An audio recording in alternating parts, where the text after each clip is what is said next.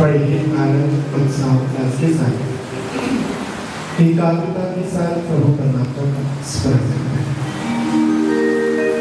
ओम नमः सिद्धेभ्यः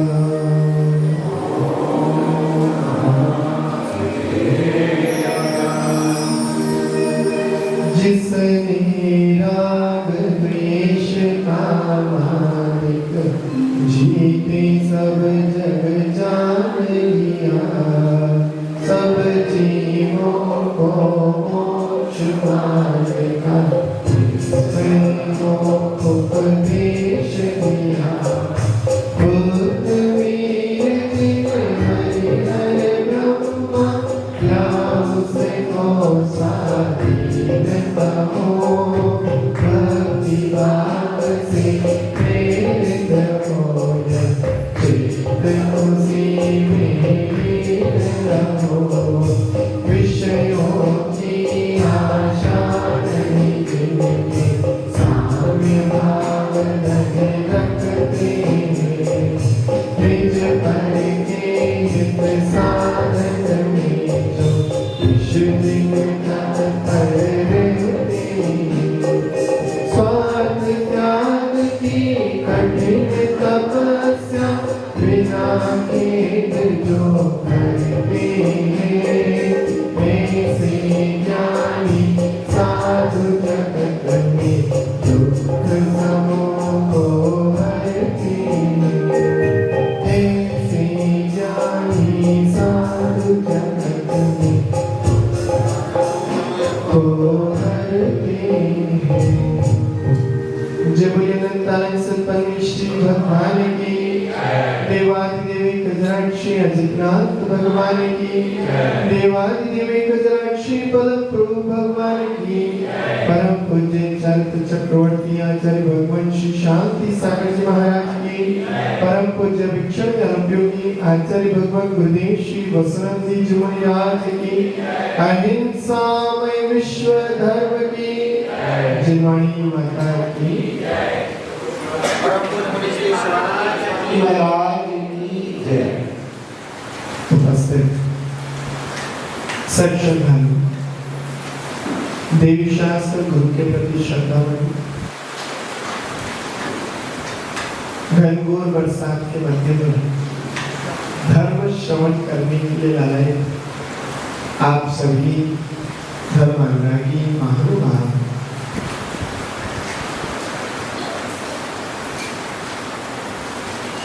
कदम दर कदम बढ़ते बढ़ते आज मेरी भावना में हम उस स्थिति पर पहुंच रहे हैं कि हमारा गुणस्थान वृद्धिंगत को हो। जहां पहले गुणस्थान से प्रारंभ करते हुए मिथ्या का क्षय हो, कषायों का शमन हो, उस सम्यक के प्रति भावना भाई चौथे गुणस्थान में पहुंचे। संयम को अंगीकार करने की भावनाएं हैं, लेकिन वो कैसे हो सकती है? इसलिए कहा कि पहले समता परिणाम की आदत डालना। यदि समता परिणाम नहीं है तो संयम का प्रादुर्भाव ज्यादा सम्मेलनों तक रह नहीं सकता। इसलिए यहाँ पर बक्तावर जी कह रहे हैं, मुख्तार जी कह रहे हैं, कोई बुरा कहो या अच्छा, लक्ष्मी आवे या जावे। बस इतनी सी बात में हमारी आज सारांश निकल जाएगा। इतना सार निकल जाना चाहिए आज दूध को बिलोते बिलोते कि वह मक्खन प्रदान कर दे और वह मक्खन ही शुद्ध घी बन सके। जब तक हमारे अंदर ये गुण नहीं आएगा, कोई कहे, कोई अच्छा कहे या बुरा कहे, इतनी बात होती ही कहाँ है। हमें कोई फर्क नहीं पड़ता कोई अच्छा कहे या बुरा, लेकिन कहते कोई कहेंगे तो देखिए, कोई हमें एक अक्षर भी कहकर तो देखिए, हम उसको बताते हैं। क्या हुआ? मेरी भावना नहीं पड़ी थी क्या? पड़ी है, लेकिन उसने मुझसे कुछ कह कैसे किया? उसकी इतनी हिम्मत कैसे हो गई कि मुझे एक शब्द भी कह दे? ओहो, तुम्हारे लिए दूसरे की हिम्मत तुम्हारी हिम्मत को तोड़ रही है। उसने जो कहा सो कहा, लेकिन तुमने उससे कितना कुछ कह दिया इसका भी विचार नहीं रहा। वो तुमसे कुछ नहीं कह सकता, लेकिन तुम सब कुछ कह सकते हो। ऐसा क्यों? हमारे लिए प्रभु परमात्मा ने इस कर्म की नाम रचना ने 2 कान दिए। जब तक हम इन दोनों कानों का प्रयोग नहीं करेंगे, एक जगह एंटर और एक जगह एग्जिट नहीं लिखेंगे, तब तक आप परेशान रहेंगे, तब तक आपको समता रस नहीं आ सकता, तब तक आपको इग्नोर करने की आदत नहीं आ पाएगी। आपने किसी को एंट्री दी है, यदि वो शब्द ठीक लगते हैं, अच्छे लगते हैं तो अंदर प्रवेश करा दीजिए, और यदि बुरे लगते हैं तो एग्जिट कर दीजिए। और दूसरी बात, सबसे बड़ी बात, हम जीव द्रव्य, हमारा कोई भी पुद्गल क्या बिगड़ सकता है? पुद्गल की पर्याय नाना होती है, आती हैं और चली जाती है। लेकिन जब हम उन्हें पकड़कर बैठ जाते हैं, उन शब्दों को ग्रहण कर लेते हैं, तब वे हमारा बिगाड़ करना शुरू करते हैं। आश्रम हो जाता है, हो जाने दीजिए, लेकिन अगर आप बाल्टी नहीं रखेंगे तो नल का पानी भरेगा क्यों?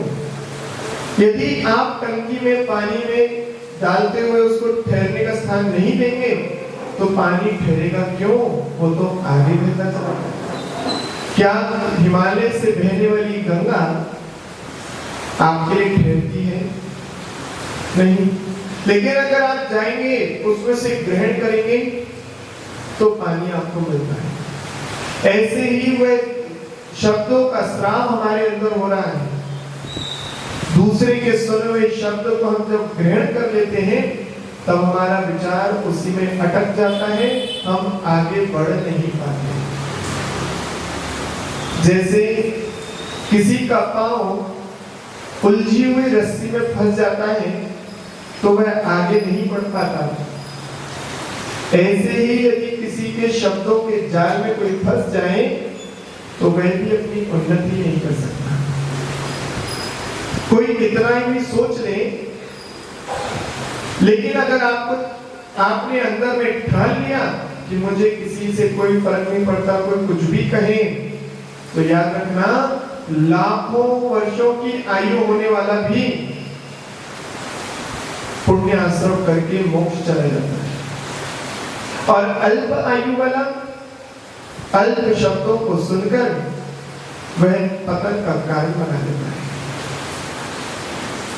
जब जब हम ग्रहण करते चले जाते हैं, वह बुरी बातें हमारे दिमाग में बैठ जाती हैं। वह बुरे शब्द हमें इतने चुभ जाते हैं कि वो पत्थर पे उकेरे हुए अक्षरों के समान हो जाते हैं, और अच्छे शब्द तुरंत पानी के ऊपर लिखे शब्दों की तरह होते हैं, वह हम स्मरण में नहीं रख पाते। और जब हम अच्छे बुरे का भेद करके शब्दों को ग्रहण करते हैं, तब हमारी डिक्शनरी बुरे शब्दों से भरती चली जाती है और अच्छे शब्दों से खाली होती चली जाती है। एक चिड़िया बहुत फुर्तीली, हवा में उड़ने वाली, लेकिन दिल पर बात ले जाती है। उसे किसी ने कहा तो बहुत बुरी है, तो वह एक पत्थर कंकड़ उठाती है और अपनी झोली में भर लेती है, और जैसे करते करते करते उसकी झोली में बहुत सारे कंकड़ इकट्ठे हो गए। जो चिड़िया बड़ी फुर्तीली से उड़ती थी, अब उन कंकड़ों के संग्रह करने से अब उसकी उड़ान बंद तो हुई सो हुई, अब उड़ना भी बड़ा मुश्किल हो गया। वह सोचती है मेरे पैरों में ताकत नहीं रही, वह सोचती है कि ये मेरा बुढ़ापा आ गया है। लेकिन किसी ने कहा, अरे चिड़िया, तू तो बहुत फुर्तीली है, इन कंकड़ों का बोझ हल्का करके देख, तो आज भी उड़ सकती है, तो आज भी युवा है, तेरे अंदर वो सामर्थ्य है आकाश की ऊंचाइयों को छूने की। उसने बात मान ली और जैसे ही कंकड़ी की पोटली अलग की, वह पुनः उड़ने लगी, आकाश में अपना अस्तित्व बनाने लगी। ऐसे हम लोगों का जीवन भी है, हमारा जीवन भी उस चिड़िया की तरह से है। जरा सा किसी ने कुछ हमसे कह देते हैं तो हम उन शब्दों को संग्रह करके अपने पास इकट्ठा करते चले जाते हैं, और जब उनका संग्रह करते चले जाते हैं तो मौके पर उन कंकड़ों को मारते हैं, तुमने उस दिन मुझे ऐसा कहा था। और जब वर्तमान में किसी बात पर झगड़ा होता है तो पुरानी पूरे सालों की चर्चाएं उस दिन फिर से कहना शुरू करते हैं, तुमने उस दिन भी मुझे ऐसा कहा था, तुमने उससे पहले भी ऐसा कहा था, तुमने उससे भी ऐसा पहले कहा था। उस व्यक्ति ने आपको कहकर छोड़ दिया, लेकिन आपने संग्रह करके परिग्रह का बंद कर लिया। उस पुद्गल ने आपकी सामर्थ्य को घटा दिया। कहा आप अनंत शक्ति के धनी। यदि इन विचारधाराओं को इग्नोर करके आप अपने जीवन को खुशहालीमय बनाते, धर्म ध्यानमय बनाते, तो समता रस आपको समता रस का संयोगी का धनी बना देगा। व्यक्ति एक बार किसी को पागल बोलता है, लेकिन जो व्यक्ति सुनकर उसको पकड़ लेता है वह स्वयं को कई बार पागल बोलता है। अरे तुम्हें मालूम है, आज उन्होंने मुझे पागल कर दिया, एक बार। फिर दूसरे को बताएगा, तुम्हें पता उसने भी मुझे पागल कहा, उसने पागल कहा, उसने पागल कहा, उसने मुझे पागल कह दिया था। 1000 बार वो बोलकर अपने आप को पागल बोलकर, अपने 10 बार 1000 बार वह स्वयं को पागल बोल रहा है, क्योंकि दुनिया को बता रहा है। जिस व्यक्ति ने बोला, उस व्यक्ति ने केवल एक बार बोला, लेकिन उस बात को रिपीट कर करके वह स्वयं को 1000 बार पागल बोलकर दुनिया को बता रहा है कि कोई ना कोई तो मुझे पागल मानता है। और जो 1000 लोगों को बोल रहा है वह भी समझ जाएंगे धीरे धीरे कि वास्तव में ये पागल ही है। इसलिए यदि किसी एक व्यक्ति ने आपसे बुरा कहा तो उसको कभी दूसरे से जताना मत। ये नीति है। अपनी बेइज्जती यदि आप 2 बार नहीं करवाना चाहते हैं तो एक बार किसी ने आपको अपशब्द कहे तो उसे रिपीट करके किसी और को बताना है, अन्यथा उतनी बार आपका अपमान होगा, उतनी बार आपको वही शब्द सुनने को मिलेगा। इसलिए कोई बुरा कहे या अच्छा, हमें क्या फर्क पड़ता है। यदि मैं पागल हूं तो 1000 लोग मुझे समझदार कहें तो भी मैं पागल हूं, और यदि मैं समझदार हूं तो 1000 लोग मुझे पागल कहें, क्या फर्क पड़ता है। क्या सत्य को हजारों लोग झूठ कहने से उसको झूठ बना सकते हैं? क्या लोग मीठे को कड़वा कहते रहे तो क्या उसका स्वाद कड़वा हो जाएगा? नहीं हो सकता। और जब नहीं हो सकता तो आपको यदि कोई अपशब्द कह दे, कोई पशु से आपकी तुलना कर दे, तो आप घबरा क्यों जाते हो? जो मैं हुई नहीं उस बात पर मैं गुस्सा क्यों करूं? और यदि हूं तो गुस्सा क्यों करूं?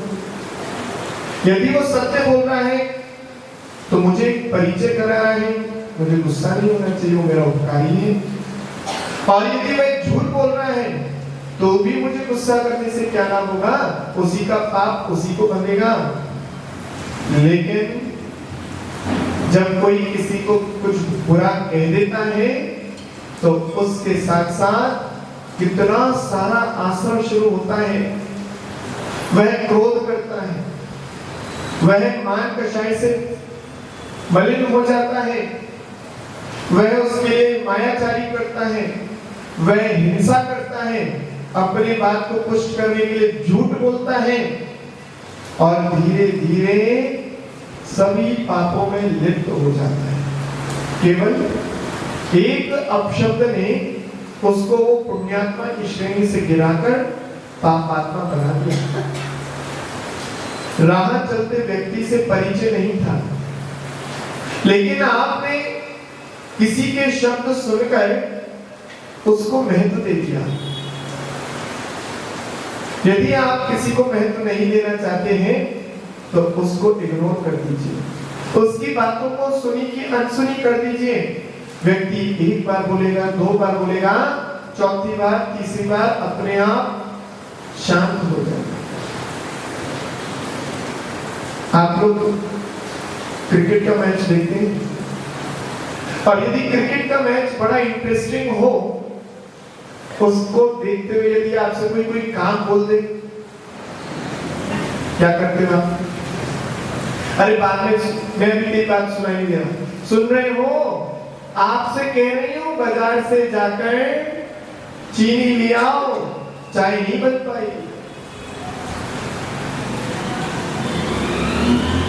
कुछ नहीं सुन रहे। अरे इतने मगन हो गए तुम क्रिकेट देखने में, मेरी बात नहीं सुन पा रहे। यदि कोई माता बहन सीरियल देख रही हो और पतिदेव घर में आ जाए तो कब आ गए पता ही नहीं चलता। पति ने कहा कि भोजन लगा दो, सुनाई नहीं दे रहा। जब इतनी लगनता और मगनता तुम्हारे क्रिकेट के मैच और टीवी सीरियल में हो सकती है, उस समय तुमसे कोई अच्छा बुरा भी कह दे तो तुम्हें कोई फर्क नहीं पड़ता। ऐसे ही जो अपने चित्त में मगन हो जाता है, अपने आत्मा में लगन लगा लेता है, उसको भी फिर बाहर वालों की कोई सुनाई नहीं पड़ती। उसका भी चित्त दूसरों से प्रभावित नहीं होता। कितना आसान है, अपना उपयोग बदल दीजिए। जिस रास्ते जाना नहीं, उस रास्ते की चर्चा क्या करना। कहते हैं कि यदि व्यक्ति शब्दों का भंडार जानता हो तो वह हर पल शब्दों का उच्चारण कर सकता है, और ऐसा कोई व्यक्ति नहीं जो पलटकर जवाब देना ना जानता हो।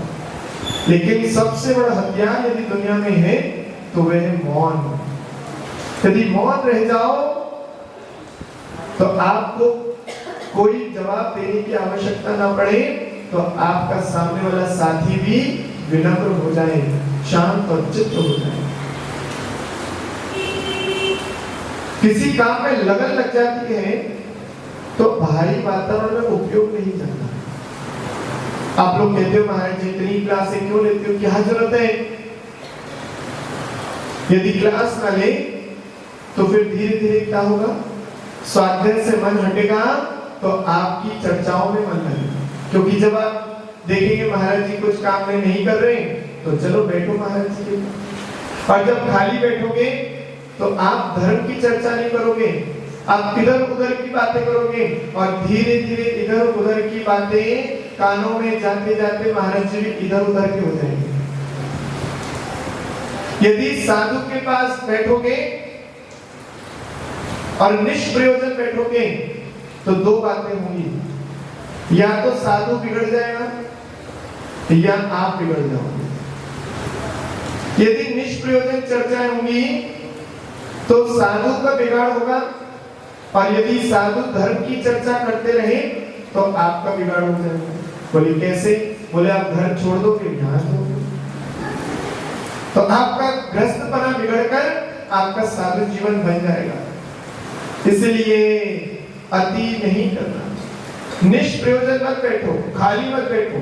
खाली दिमाग शैतान का दिमाग होता है, इसलिए उपयोग लगाए रखो।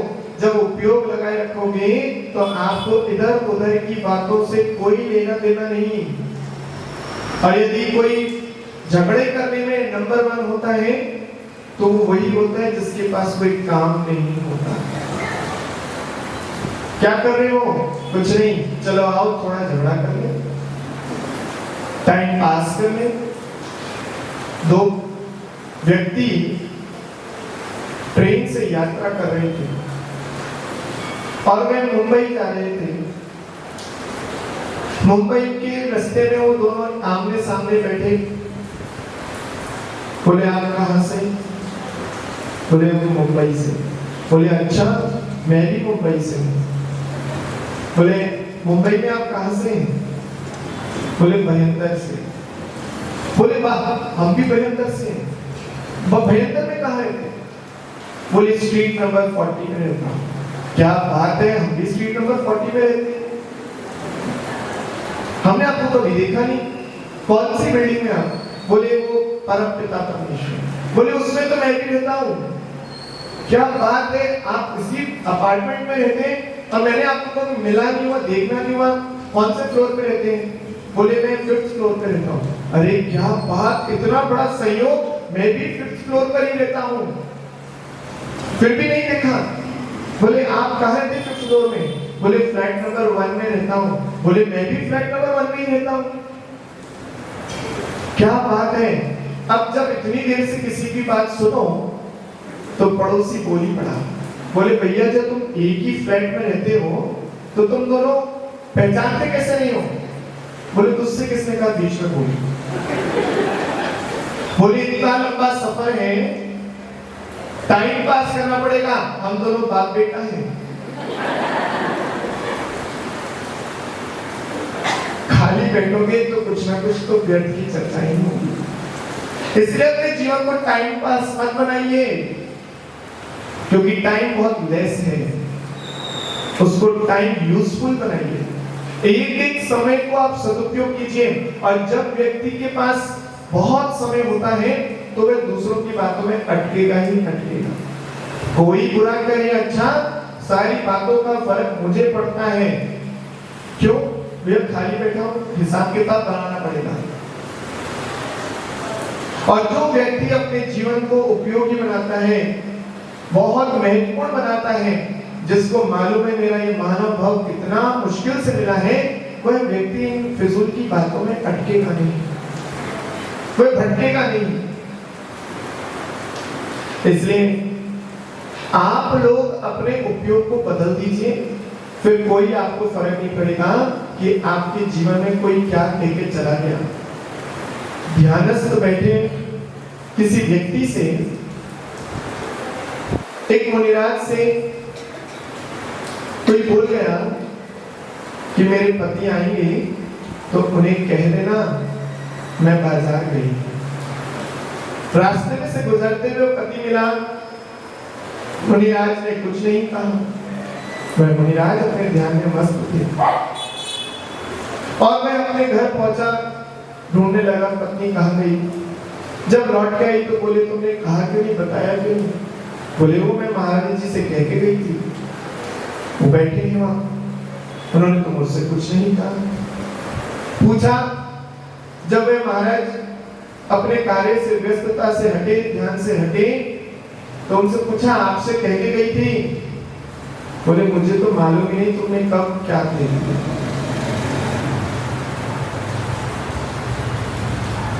एक बहुत उर्दू शब्दों में कहा गया है,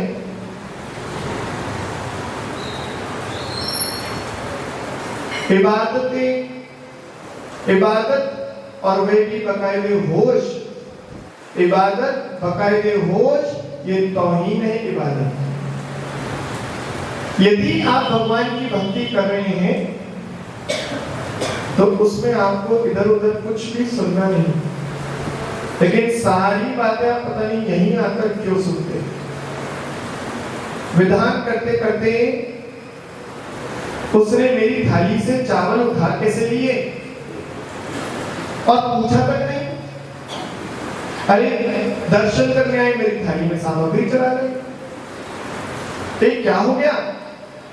और देखो वो आई थी और मेरी तरफ देख के दूसरे से बात कर रही थी, जरूर मेरे ही बारे में बात कर रही थी। आप जिसके बारे में चर्चा कर रहे थे उन्हीं की चर्चा छोड़कर दूसरे की चर्चा में फंस गए, अपना जीवन खर्च कर दिया, समय खर्च कर दिया। आपको इतनी बड़ी इमेजिनेशन आपके अंदर है कि दूसरा व्यक्ति क्या कह रहा है वह आप उनके कहे बिना भी समझ लेते हो, सुन लेते हो, और बाद में पछतावा होता है। याद रखना, कभी किसी की कोई दो बात सुन लेगा तो क्रोध मत करना। क्रोध करके यदि आपने भी जवाब क्रोध से दे दिया तो कोई बड़ी बात नहीं, लेकिन आप किसी के क्रोध का जवाब शांति से दे दोगे तो ये जीवन को पलट देगा। आप लोग भी तो जानते ही हैं, क्रोध का जवाब शांति से देना चाहिए, क्योंकि मिर्ची खाने के बाद मिर्च नहीं पानी पिया जाता है। आप मिर्च के ऊपर और मिर्च नहीं खा सकते, मिर्च के ऊपर पानी ही पिया जाता है। इसलिए यदि मिर्च की उस जलन को शांत करना है तो ठंडा पानी पीना चाहिए, और यदि किसी के क्रोध को शांत करना है तो शांत का पानी उड़ेल देना चाहिए, मौन हो जाइए, उन्हीं के शब्दों को इग्नोर कर दीजिए। कई बार ऐसा होता है कि जब श्रीमान घर पर आते हैं, दिन भर की थकान से अस्त व्यस्त होते हैं, और उन्होंने यदि आपसे दो शब्द कह दिए तो आप पलटकर दो शब्द क्या चार भी सुना देते, विचार नहीं करते कि कब कौन सी बात कहनी है।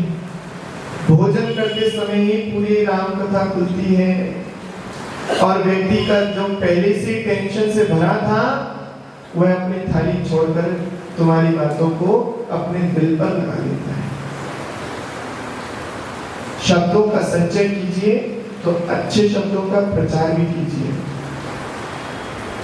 जीवन में दूसरी बात को अपना लेना, लक्ष्मी आवे या जावे, ये बहुत मुश्किल है महाराज जी। लक्ष्मी आए तो ठीक है, जावे क्यों? आवे के लिए तो कमाई करी, जावे क्यों? आवे ठीक है महाराज जी। याद रखना, संसार में कोई भी वस्तु स्थायी नहीं, नित्य नहीं। आई है तो जाएगी, कमाई है तो गवाई होगी। और जो व्यक्ति केवल आय को ध्यान रखता है, व्यय को ध्यान नहीं रखता, वह व्यक्ति ही परेशान होता है। जिस हाथों की मेहनत से व्यक्ति ने कमाई की है, यदि वो चली भी गई तो घबरा क्यों जाते हो? इतना मन चंचल हो जाता है कि हार्ट अटैक तक आ जाता है। अरे प्राण जाए पर वचन न जाए वाली स्थिति वह प्राचीन हो गई। अब तो प्राण जाए पर धन ना चला जाए। व्यक्ति तुम्हें गोली दिखा रहा है, बंदूक से मारने की धमकी दे रहा है, मार दे, बिना पैसे के जीके भी क्या करोगा? अरे यदि तुम्हारे प्राण बच गए तो तुम दोबारा कमाई कर लोगे। कभी भी धन कमाई करने से आता नहीं। वकील साहब, यदि कमाई करने से, मेहनत करने से धन आता तो मजदूर गरीब ना होता। तुमसे कई गुना मेहनत सुबह से शाम तक पसीना पसीना होने वाला मजदूर करता है, लेकिन फिर भी गरीब है। यदि धन आता है तो केवल और केवल पुण्य से आता है। कुछ ना करने वाले की भी धन संपत्ति देखी जाती है। वह धन्य कुमार जन्म हुआ, उनकी नाल को गाड़ने के लिए गड्ढा खोदा, उस गड्ढे में सोने का घड़ा मिल गया। वह जा रहा था रास्ते से, जिस खेत में किसान प्रतिदिन हल चलाता था, उस खेत में वो बैठा, बोले पानी मिल जाएगा। किसान पानी लेने गया, उसने खेत जोतने के लिए थोड़ा सा मौज मस्ती में हल चलाया और वहां पे घड़ा मिल गया, छुपा के रखा, पानी पीकर चल दिया। किसान पीछे से आया, बोले घड़ा कहां से आ गया? मैंने इतने वर्षों से हल चला रहा था, घड़ा नहीं था, ये जरूर उसी लड़के का घड़ा है। पीछे पीछे भागता है यदि भाग्य में पुण्य हो तो। और यदि पुण्य नहीं है तो आप कुछ भी कर लेना। यदि पाप निरोधोन्या संपदाकिं प्रयोजनम अथ पापास्तमोस्तन्य संपदाकिं प्रयोजनम। यदि आपके पास भाग्य में पुण्य नहीं है तो आप कितना भी जोड़ लेना, आपके पास लक्ष्मी टिक नहीं पाएगी। और यदि आपके पास पाप का प्रचुर भंडार है तो भी आप कितना जोड़ लेना, आपके पास लक्ष्मी टिक नहीं पाएगी। आप नहीं भी बुलाओगे तो पुण्य हृदय में चलकर आएगी। और यदि लक्ष्मी आने से और जाने से हम पर प्रभाव पड़ रहा है तो हम लक्ष्मीपति नहीं, लक्ष्मी दास हैं, लक्ष्मी पुत्र हैं। पूज्य गुरुदेव कहते हैं कभी लक्ष्मी दास और लक्ष्मी पुत्र मत बनो, लक्ष्मीपति बनो। लक्ष्मीपति व्यक्ति उस लक्ष्मी का भोग कर सकता है, लेकिन लक्ष्मी पुत्र सदा उसकी आज्ञा में, उसके चरणों में पड़ा रहेगा, कभी भी लात मारकर चली जाएगी। इसलिए लक्ष्मी के आने और जाने से अपने जीवन को कभी अंत मत करना। कर्जा हो जाए वैसे तो कभी मांगकर एक रोटी भी खाना नहीं। यदि 2 रोटी कम खाकर जीवन व्यतीत कर लो तो बहुत सुंदर, जितना कमाओगे तुम्हारा है। लेकिन अगर तुमने उधार लेकर, कर्ज लेकर, बैंक से लोन लेकर यदि तुमने अपने जीवन को चलाने की कोशिश की, सोचा क्रेडिट कार्ड है, खूब कमा लो, खूब खर्च कर लो, क्या फर्क पड़ता है, चुका देंगे बाद में। और जब धीरे धीरे कमाई कम होती है और लुटाई ज्यादा होती है, तब व्यक्ति केवल सर पे हाथ फेरता है, मारता है, उसके अलावा कुछ नहीं करता। अपना सिर फोड़ता है और इसके अलावा उसके हाथ में कुछ नहीं बचता। इसलिए रोटी कम खाना, रूखी खाना, लेकिन कभी कर्ज की उधारी की नहीं खाना। स्टेटस बनाने के चक्कर में अपने जीवन को कभी बर्बाद नहीं करना। और यही जब स्टेटस बनाना चाहता है व्यक्ति तो उसको फर्क पड़ता है लक्ष्मी आवी या जावे। लक्ष्मी आज तक किसी की हो नहीं पाई, इसलिए उसको चंचला कहा। आचार्यों ने तो उसको वेश्या तक कह दिया, और ये किसी की हो नहीं सकती। एक व्यक्ति होटल पहुंचा, होटल में रूम लेना था, उसने 2000 का नोट दे दिया और बोला कि मैनेजर आप रूम देख लीजिए जो आपको पसंद है। वह रूम देखने गया, उसने उतनी देर में 2000 का नोट चपरासी को दे दिया, कभी उससे उधार लिए। चपरासी ने वही नोट दूध वाले को दे दिया, उसके दूध का बिल चुकाना था। दूध वाले ने चारे वाले को दे दिए, तो भैंस का चारा उसी के यहाँ से आता था। और उस चारे वाले ने रिक्शा वाले को दे दिए, रिक्शा वाला उसका बोझा, वो भूसा उठाकर इधर उधर रखता था, किराया का चुकाया कर दिया। और रिक्शा वाला, वो जो रिक्शा वाला था वह पहुंच गया 2000 का नोट लेकर टैक्सी ड्राइवर को देने के लिए। वह उसका रिश्ते में भाई बंधु था, उससे कभी उधार लिया था। और जैसी टैक्सी वाले को 2000 दिए, उस टैक्सी वाले ने 2000 रुपए उसी व्यक्ति को दे दिए, क्योंकि उसने 5000 दिए थे, 3000 टैक्सी में लग गए, 2000 उसको देने थे, तो उसने वापस उस व्यक्ति को दिए। और जब वह लौट कर आया तो बोले रूम बहुत बढ़िया है, मैं 1 दिन के लिए रुकूंगा। बोले ठीक है, 2000 रुपए का किराया। बात को समझ में? वह 2000 का नोट पूरी दुनिया में घूमकर उसी के पास है, लेकिन सबका कर्जा चुक गया, सबका किराया चुक गया, सबकी उधारी चुक गई और 2000 का नोट वहीं यथावत उसी की जेब में वापस आ गया। अब यदि इतने दौर में जो आने जाने की खर्च करने की व्यवस्था है, अब उसमें यदि हम लोग रोने लगे, हाहाकार मचाए, लक्ष्मी चली गई, बर्बाद हो गए, तो व्यक्ति कभी भी अपने आप को संभाल नहीं पाएगा। और जो व्यक्ति जानता है अरे ये तो सब नश्वर है, आज मेरे पास है कल किसी और के पास है, चली गई तो चली गई, हम फिर कमा लेंगे।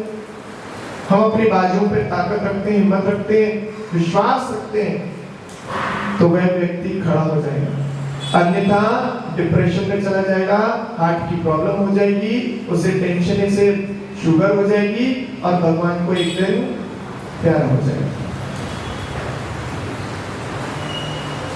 मानो भाव, लक्ष्मी आवे या जावे, आ जाए तो भूलो मत और चली जाए तो रुलो मत, क्योंकि जीवन लक्ष्मी के आधार से नहीं चलता। जिनके पास लक्ष्मी नहीं है वो भी खुशहाली से जीवन जी रहे हैं, और जिनके पास लक्ष्मी की भंडार है वे भी दुखों तक अपनी आंखों से आंसू बहा बहा के टेंशन के साथ जीवन हो रहे हैं। जब घर में कुछ नहीं था तब एक ही घर में कमरे में बैठकर सारा परिवार मिलकर भोजन करता था, और जैसे जैसे धन संपत्ति बढ़ती गई, घर बड़ा होता गया, दीवारें खिंचती गई, अपने अपने कमरों में सब बैठ गए, ना तू मुझे जानता ना मैं तुझे जानता। ऐसी लक्ष्मी के आने से क्या फायदा? और यदि वह चली भी जाए तो भी क्या हमारे गम? इसलिए महानुभाव, ये लक्ष्मी चंचल है, और इस चंचलता के कारण अपने चित्त को चंचल मत कीजिए। आप गुजरात के वासी हैं, गुजरात में जन्मे महात्मा गांधी जी ने भी तो बहुत अच्छी बात कही, बुरा मत सुनो, बुरा मत बोलो, बुरा मत देखो। यदि ये तीन बातों को भी आपने धारण कर लिया तो मेरी भावना का सार आपके जीवन में उतर गया। महात्मा गांधी जी भी जैन धर्म से बड़े प्रभावित थे, और यही कारण था उनके शब्दों में जैन धर्म का संदेश, जैन धर्म की जो शिक्षाएं हैं वो सहजता से निकलती थी और जीवन में उन्होंने अपनाई थी। मानव भाव, दो ही बातों को महत्वपूर्ण जीवन समझकर ग्रहण कर लीजिए। एक, कभी भी हम किसी के अच्छे बुरे शब्दों से प्रभावित ना हो, और दूसरी बात, लक्ष्मी के आने और चले जाने से हमारा जीवन समाप्त ना हो। आप जीवित रहेंगे, खुश रहेंगे, तो आप लक्ष्मीवान हो जाएंगे। लेकिन अगर आपने फांसी लगा ली, आपने जहर खा लिया, अपनी जिंदगी से हार गए, परिस्थितियों से हार गए, तो कभी भी उससे बच नहीं पाएंगे। आप इस भव में सोचते हो चले जाओगे, लेकिन अगले भव में उन कर्जों के कारण कभी पेड़ बनोगे, कभी गधा बनोगे, कभी वह भार वहन करने वाले पशु बनोगे, जो जीवन भर चुकाते रहते हैं। इसलिए महानुभाव, जीवन इन शब्दों का जो भंडार हम लोग समझते हैं, उन शब्दों को हम सुनकर जब प्रभावित होते हैं, बाद में पता लगता है कि वास्तव में वो शब्द ही नहीं था जिस पर हम क्रोधित हो रहे थे। एक अंतिम दृष्टांत देकर अपनी बात को पूर्ण करता हूँ। एक रात के समय में एक दंपत्ति विश्राम कर रहे थे, सो रहे थे, और जैसे ही मोबाइल पर टिंग टिंग की आवाज हुई, पति ने तुरंत देखा पत्नी के फोन पर इतनी रात को मैसेज कहां से आया। उसने देखा और उसने पढ़ा ब्यूटीफुल, और सुनते ही, देखते ही, पढ़ते ही बड़ा आग बबूला हो गया। तुरंत पत्नी को उठाया, ये रात के 1 बजे तुझे ब्यूटीफुल लिखने वाला कौन है? अब पत्नी की आंख खोलकर बैठ गई, बोले कौन लिख दिया, किसने लिख दिया ब्यूटीफुल? मुझे क्या पता, जिसका नंबर है देख लो, मुझे दिखाओ। अब वो बैठ देखती है फोन के अंदर कि ब्यूटीफुल लिखा है, और उसने उलटकर 2 लगाए। बोले क्या करते हो, आंख खोलकर पढ़ो, ये ब्यूटीफुल नहीं बैटरीफुल लिखा है। अब व्यक्ति झगड़ा किस बात पे कर रहा है? जो शब्द दिखाई नहीं दे रहा, उसका महत्व ही कुछ और है, अर्थ ही कुछ और है, और व्यक्ति उस ब्यूटीफुल को पकड़ के बैठ गया और वास्तव में वो बैटरीफुल लिखा था, और गड़बड़ यही हो जाती है। हम बुरा कोई व्यक्ति कहता नहीं है, फिर भी हम उसको बुरा मान लेते हैं, और कभी कभी अच्छे शब्दों को भी बुरा समझकर जीवन भर रोते हैं। आप लोगों का शुभ हो, मंगल हो, कल्याण हो, बोले महादेव भगवान की।